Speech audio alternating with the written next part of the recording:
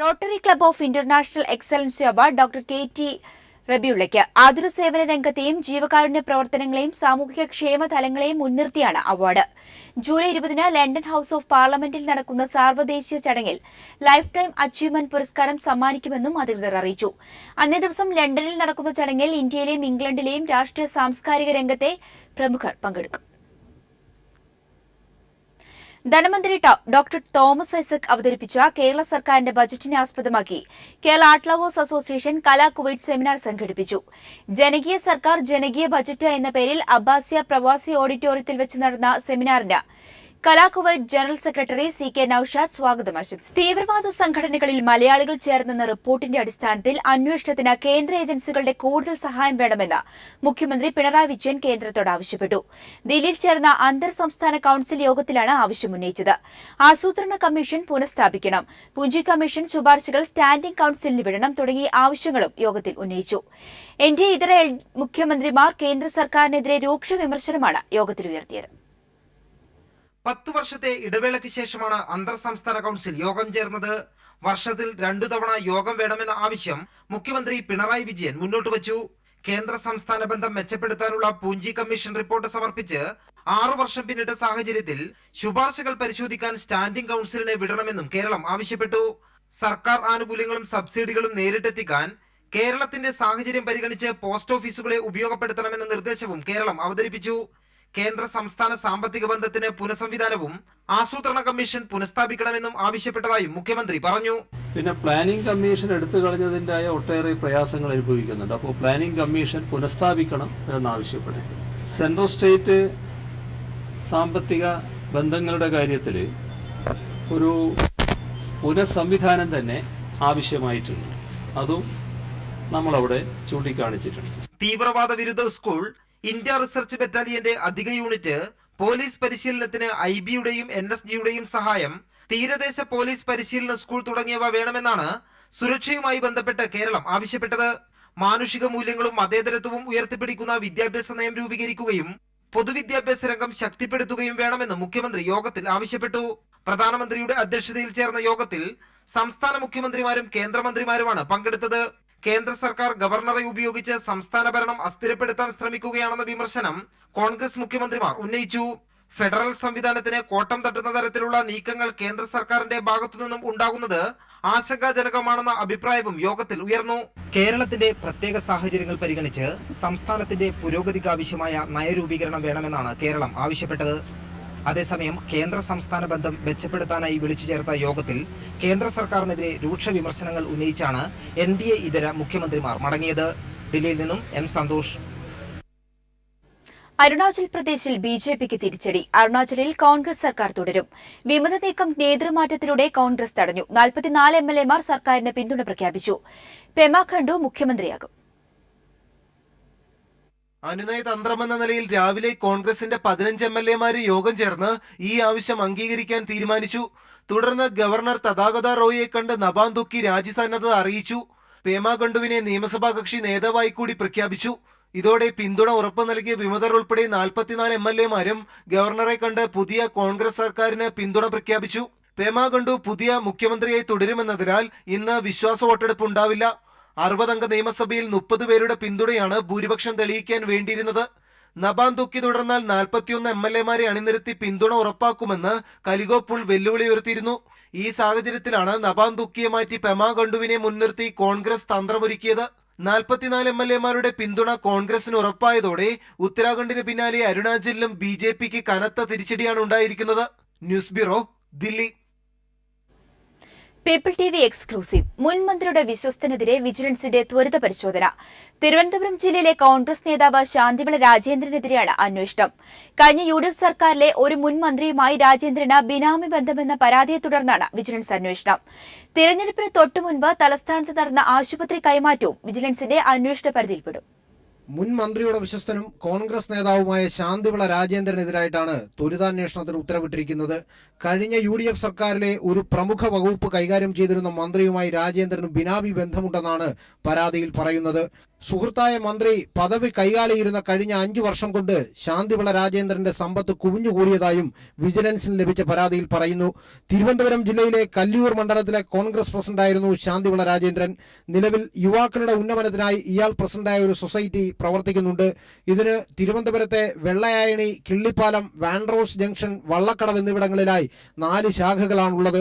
ദരിദ്ര ചുറ്റുപാടിൽ ജനിച്ചു വളർന്ന ശാന്തിവിള രാജേന്ദ്രന് ചുരുങ്ങിയ കാലം കൊണ്ട് സമ്പത്ത് എങ്ങനെയുണ്ടായി എന്നാണ് വിജിലൻസ് പരിശോധിക്കുന്നത്.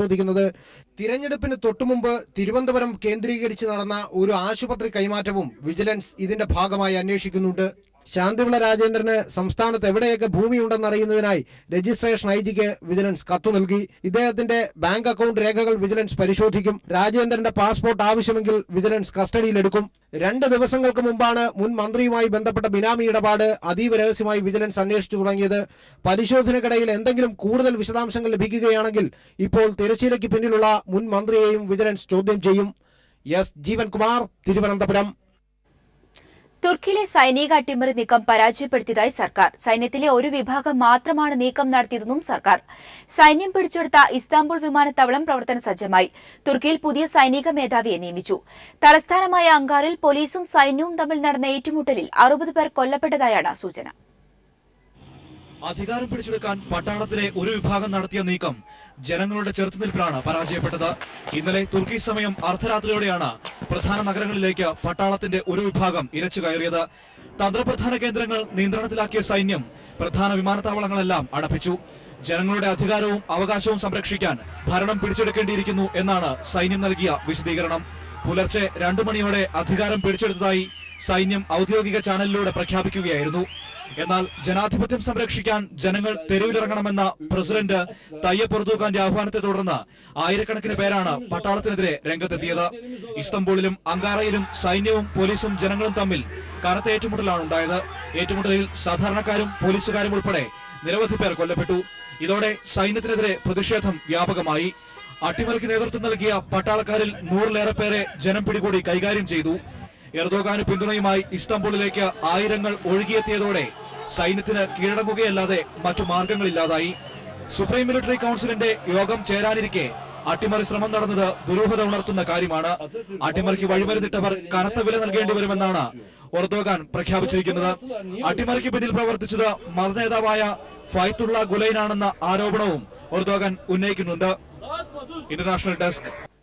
മാവോയിസ്റ്റ് ഭീഷണി നേരിടാൻ കേരളമടക്കമുള്ള ദക്ഷിണേന്ത്യൻ സംസ്ഥാനങ്ങൾ കർശന നടപടികൾ സ്വീകരിക്കണമെന്ന് കേന്ദ്ര സർക്കാർ മുന്നറിയിപ്പ് നൽകി. പ്രധാനമന്ത്രിയുടെ അധ്യക്ഷതയിൽ ദില്ലിയിൽ ചേരുന്ന അന്തർ സംസ്ഥാന കൌൺസിൽ യോഗത്തിന്റെ അജണ്ട രേഖയിലാണ് ഇക്കാര്യമുള്ളത്. രഹസ്യാന്വേഷണ വിവരങ്ങൾ കൈമാറുന്നതിൽ സംസ്ഥാനങ്ങൾ തമ്മിലുള്ള സഹകരണം മെച്ചപ്പെടുത്തണമെന്ന് പ്രധാനമന്ത്രി യോഗത്തിൽ ആവശ്യപ്പെട്ടു. മുഖ്യമന്ത്രി പിണറായി വിജയൻ യോഗത്തിൽ പങ്കെടുക്കുന്നുണ്ട്. ബസ്തർ ഉൾപ്പെടെയുള്ള സ്വാധീന മേഖലകളിൽ സുരക്ഷാ സേന നടപടികൾ ശക്തമാക്കിയതോടെ മാവോയിസ്റ്റുകൾ ദക്ഷിണേന്ത്യൻ സംസ്ഥാനങ്ങളിൽ പിടിമുറുക്കാൻ ശ്രമിക്കുന്നുവെന്നാണ് കേന്ദ്ര സർക്കാർ വിലയിരുത്തൽ. ദില്ലിയിൽ പ്രധാനമന്ത്രി നരേന്ദ്രമോദിയുടെ അധ്യക്ഷതയിൽ ചേർന്ന അന്തർ സംസ്ഥാന കൌൺസിൽ യോഗത്തിന്റെ അജണ്ട രേഖയിലാണ് ഇക്കാര്യം വ്യക്തമാക്കുന്നത്. കേരളം, തമിഴ്നാട്, കർണാടക എന്നീ സംസ്ഥാനങ്ങൾ ജാഗ്രത പാലിക്കണമെന്നാണ് മുന്നറിയിപ്പ്. സംസ്ഥാന അതിർത്തി മേഖലകളിൽ സുരക്ഷ ശക്തമാക്കണമെന്നും നിർദ്ദേശമുണ്ട്. ആഭ്യന്തര സുരക്ഷ മുൻനിർത്തി രഹസ്യാന്വേഷണ വിവരങ്ങൾ കൈമാറുന്നതിൽ സംസ്ഥാനങ്ങൾ തമ്മിലുള്ള ബന്ധം മെച്ചപ്പെടുത്തണമെന്ന് യോഗത്തിൽ പ്രധാനമന്ത്രി നരേന്ദ്രമോദി പറഞ്ഞു. സംസ്ഥാനങ്ങളും കേന്ദ്രവും തമ്മിൽ തോളോട് തോൾ ചേർന്ന് പ്രവർത്തിച്ചാൽ മാത്രമേ വികസനം സാധ്യമാകൂവെന്നും പ്രധാനമന്ത്രി പറഞ്ഞു.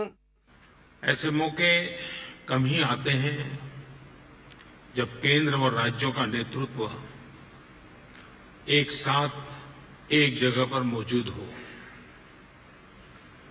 आम जनता के हितों पर बात करने के लिए, उनकी मुश्किलों के निपटारे के लिए एक साथ मिलकर ठोस फैसला लेने के लिए कोऑपरेटिव फेडरलिज्म का यह मंच बेहतरीन उदाहरण है.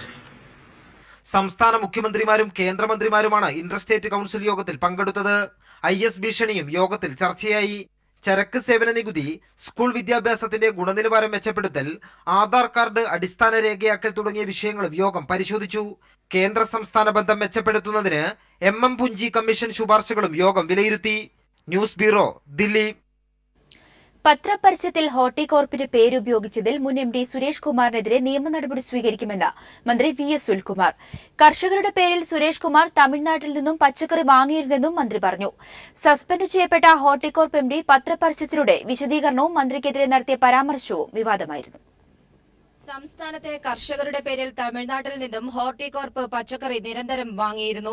ഇതിന് വ്യക്തമായ രേഖകളുണ്ടെന്ന് കൃഷിമന്ത്രി വി.എസ്. സുനിൽകുമാർ പറഞ്ഞു.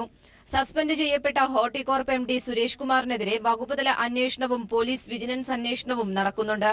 പത്രപരസ്യത്തിൽ അദ്ദേഹം ഹോർട്ടികോർപ്പിന്റെ പേരുപയോഗിച്ചതിൽ നിയമ നടപടി സ്വീകരിക്കുമെന്നും മന്ത്രി പറഞ്ഞു. പോലീസ് വിജിലൻസ് തീർച്ചയായിട്ടും അന്വേഷിക്കുമ്പോൾ പറയാനുള്ള കാര്യങ്ങൾ ഇതുപോലെ പരസ്യത്തിൽ പറയാൻ പറ്റില്ല, രേഖകൾ വെച്ച് പറയേണ്ടി വരും. അപ്പോൾ ഞങ്ങൾ അവിടെ ചില രേഖകൾ പിടിച്ചെടുത്തിട്ടുണ്ട്. ആ രേഖകളിൽ ഈ പറഞ്ഞ ദിവസത്തെ കച്ചവടം മാത്രമല്ല, അത് ഹോർട്ടികോർപ്പിന്റെ പേര് ഉപയോഗിച്ചതിന് ഞങ്ങൾ അദ്ദേഹത്തോട് നിയമ നടപടി സ്വീകരിക്കും. ഹോർട്ടികോർപ്പ് മുൻ എം ഡി സുരേഷ് കുമാർ പത്രപരസ്യത്തിലൂടെ വിശദീകരണവും മന്ത്രിക്കെതിരെ നടത്തിയ പരാമർശവും നേരത്തെ വിവാദമായിരുന്നു. കയ്യിൽ പൈസയുണ്ടെങ്കിൽ ആർക്കും പത്രപരസ്യം നൽകാം എന്നായിരുന്നു ഇതിൽ മന്ത്രിയുടെ പ്രതികരണം. റംസാൻ അവധിയായതിനാലാണ് ആഭ്യന്തര മാർക്കറ്റിന് പകരം തമിഴ്നാട്ടിൽ നിന്നും പച്ചക്കറി സംഭരിച്ചത്. ബദൽ സംവിധാനം പ്രത്യേക സാഹചര്യത്തിലാണ് ഒരുക്കിയതെന്നും അതുകൊണ്ട് തന്നെ കൃഷിമന്ത്രിയുടെ വാദം തെറ്റാണെന്നും മുൻ എം ഡി പത്രപരസ്യത്തിലൂടെ പ്രതികരിക്കുന്നു. ഈ മാസം 7-ാം തീയതിയാണ് തിരുവനന്തപുരം ആനേറ മാർക്കറ്റിൽ നടത്തിയ പരിശോധനയിൽ തമിഴ്നാട്ടിൽ നിന്നും വ്യാപകമായി പച്ചക്കറി കണ്ടെത്തിയതിനെ തുടർന്ന് കൃഷിമന്ത്രി ഹോർട്ടികോർപ്പ് എം ഡി സുരേഷ് കുമാറിനെ സസ്പെൻഡ് ചെയ്തത്. പുതിയ എം ഡിയെ ചൊവ്വാഴ്ച തന്നെ നിയമിക്കുമെന്നും മന്ത്രി വ്യക്തമാക്കി. News bureau, Thiruvananthapuram. തിരികെ വാർത്തകളിലേക്ക്. കുളച്ചൽ തുറമുഖവുമായി ബന്ധപ്പെട്ട് തമിഴ്നാടുമായി ഏറ്റുമുട്ടലിനില്ലെന്ന് തുറമുഖ വകുപ്പ് മന്ത്രി കടന്നപ്പള്ളി രാമചന്ദ്രൻ. ആരോഗ്യപരമായ നിലയിൽ പദ്ധതിക്കെതിരായ കേരളത്തിന്റെ എതിർപ്പ് കേന്ദ്രത്തെ അറിയിക്കും. പദ്ധതിയിൽ ആശങ്ക അറിയിക്കാൻ പ്രധാനമന്ത്രിയെ കാണുന്നതിൽ തീരുമാനമായില്ല. അതേസമയം വിഷയം ശക്തമായി പാർലമെന്റിൽ ഉന്നയിക്കുമെന്നും അദ്ദേഹം അറിയിച്ചു. കുളച്ചൽ തുറമുഖ പദ്ധതി വിഴിഞ്ഞത്തിന് ഭീഷണിയാകുമെന്ന കാര്യം കേന്ദ്രത്തെ ധരിപ്പിക്കാനുള്ള ചർച്ചകൾക്കായാണ് മുഖ്യമന്ത്രി പിണറായി വിജയനൊപ്പം തുറമുഖ മന്ത്രി കടന്നപ്പള്ളി രാമചന്ദ്രൻ ദില്ലിയിലെത്തിയത്. അന്തർ സംസ്ഥാന കൌൺസിൽ യോഗത്തിന് ശേഷം പ്രധാനമന്ത്രിയെ പ്രത്യേകം കണ്ട് എതിർപ്പറിയിക്കാനാണ് ശ്രമം. പാർലമെന്റ് സമ്മേളനത്തിന് മുന്നോടിയായി നാളെ വിളിച്ചു ചേർത്ത കേരളത്തിൽ നിന്നുള്ള എംപിമാരുടെ യോഗത്തിന്റെ പ്രധാന അജണ്ട കുളച്ചൽ വിഷയമാണ്.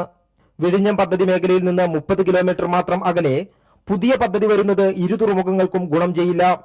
എന്നാൽ തമിഴ്നാടുമായി ഏറ്റുമുട്ടലില്ലാതെ തന്നെ കേരളത്തിന്റെ നിലപാടറിയിക്കും.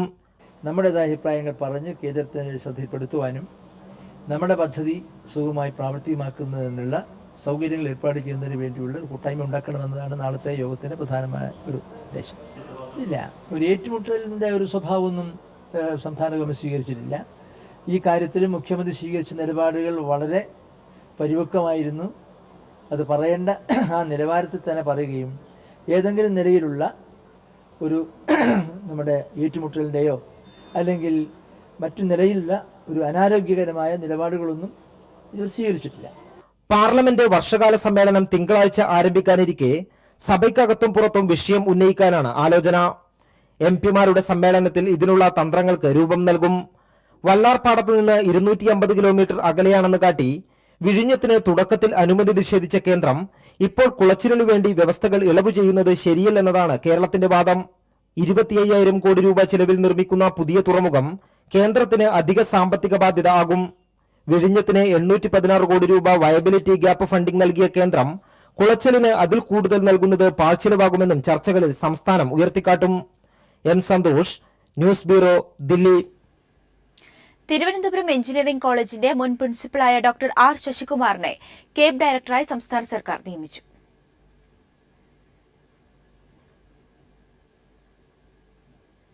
തെരഞ്ഞെടുപ്പോടെ കോൺഗ്രസിന്റെ നട്ടെല്ല് തകർന്നെന്ന് കെ മുരളീധരൻ. നിയമസഭയ്ക്ക് പുറത്ത് ഒരു സമരം നടത്താൻ പോലും കഴിയാത്ത വിധം കോൺഗ്രസ് മാറിയെന്നും മുരളീധരൻ കോഴിക്കോട് പറഞ്ഞു. മുൻകാലങ്ങളിലൊക്കെ 9 പേര് കെ കരുണാകരന്റെ നേതൃത്വത്തിൽ അന്ന് അസംബ്ലിയിൽ പറഞ്ഞ കാലത്ത് അതൊക്കെ പുറത്ത് ഏറ്റെടുത്ത് നടത്താനുള്ള സംവിധാനം പാർട്ടിക്കകത്തുണ്ടായിരുന്നു. ഇന്നിപ്പോ ഞങ്ങൾ വെറുതെ അവരുടെ ശത്രുത വാങ്ങിക്കുന്നുണ്ട്. അതിന്റെ പുറത്താണെങ്കിൽ നടക്കുന്നുണ്ട് ഒരു ഒരു പ്രതീകാത്മകമായിട്ടുള്ള കുറെ സമരങ്ങൾ നടക്കുന്നുണ്ട്. കഴിഞ്ഞ ദിവസം സെനറ്റ് ഹാളിന്റെ മുമ്പിൽ ഞങ്ങളൊരു പ്രതിഷേധം നടത്തി തിരുവനന്തപുരത്ത്. മുൻ മുഖ്യമന്ത്രി ശ്രീ ഉമ്മൻചാണ്ടിയും പ്രതിപക്ഷ നേതാവ് രമേശ് ചെന്നിത്തലയും ഞാനും ഉൾപ്പെടെ മൊത്തം 100 പേരുണ്ട്. തിരുവനന്തപുരം ജില്ലയിലെ DCC ജനറൽ സെക്രട്ടറിമാർ മാത്രം 145 ഉണ്ട്. ഏതായാലും പിന്നെ നമുക്കൊരു ആശ്വാസത്തിന് വേണ്ടി പറയാം, പണ്ടും തിരിച്ചു വന്നിട്ടുണ്ടെന്നൊക്കെ പറയാം. പക്ഷേ അങ്ങനെ ഇപ്പം ആശ്വസിക്കേണ്ട ഒരു സമയമല്ല.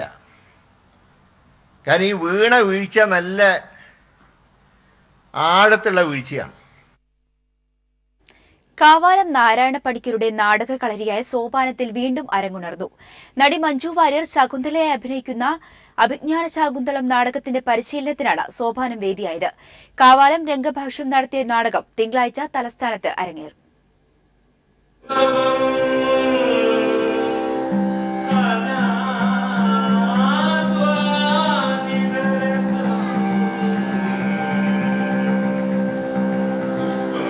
വിട പറഞ്ഞ നാടകാചാര്യൻ കാവാലം നാരായണ പണിക്കർക്ക് ഗുരുദക്ഷിണയായാണ് പ്രിയശിഷ്യ മഞ്ജു വാര്യർ ശകുന്തളയായി അരങ്ങിലെത്തുന്നത്.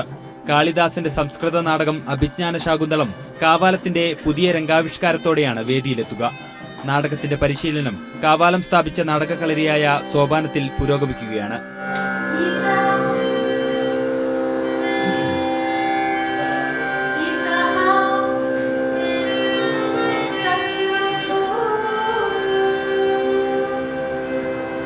ഗുരുവിന്റെ അദൃശ്യ സാന്നിധ്യം അനുഗ്രഹമായി കൂടെയുണ്ടെന്ന് മഞ്ജു വാര്യർ. സാറ് കാണാൻ ആഗ്രഹിച്ച അതേ സ്റ്റേജിൽ സാറിനൊരു ഗുരുദക്ഷിണയായിട്ട് ഇത് അവതരിപ്പിക്കണം എന്ന് എൻ്റെ മനസ്സിൽ വലിയൊരു ആഗ്രഹം ഉണ്ടായിരുന്നു. ശാകുന്തളത്തിലെ പ്രധാനപ്പെട്ട ഭാഗങ്ങളെല്ലാം രസകരമായിട്ട് ഏറ്റവും ഭംഗിയോടെ ഇതിൽ സാറ് ചിട്ടപ്പെടുത്തിയിട്ടുണ്ട്.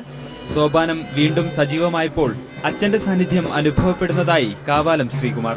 അച്ഛൻ അവസാനം ബോധമുണ്ടായിരുന്നപ്പോൾ പറഞ്ഞൊരു കാര്യം, ശാകുന്തളം റിഹേഴ്സൽ നടക്കുന്നുണ്ടോ എന്ന് ചോദിച്ചു ആക്ടേഴ്സിനെ വിളിച്ചിട്ട്. അപ്പോൾ നടക്കുന്നുണ്ടെന്നും അത് ഭംഗിയായി നടക്കട്ടെ എന്നും ആഘോഷിക്കണമെന്നാണ് പറഞ്ഞത്. സോപാനത്തിലെ 20ഓളം കലാകാരന്മാരും മഞ്ജുവിനൊപ്പം അഭിനയിക്കും. തിങ്കളാഴ്ച വൈകിട്ട് തിരുവനന്തപുരം ടാഗോർ തിയേറ്ററിലാണ് നാടകം അരങ്ങേറുക.